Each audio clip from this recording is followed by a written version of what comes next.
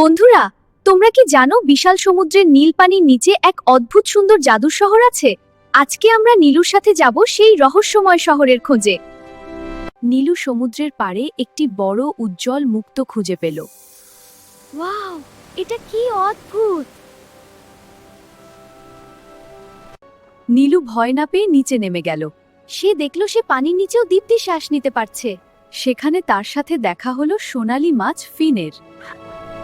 ফিন নীলুকে নিয়ে গেল প্রবাল দিয়ে তৈরি এক বিশাল শহরে। সেখানে ঘরবাড়িগুলো বড় বড় ঝিনুকের মতো, আর রাস্তাগুলো সব রঙিন পাথর দিয়ে সাজানো।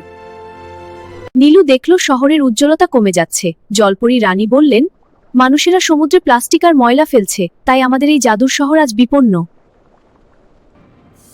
নীলু জাদুর মুক্ত ব্যবহার করে শহরের চারপাশের ময়লা পরিষ্কার করল। মুক্তোর আলোতে শহর আবার ঝলমল করে উঠল।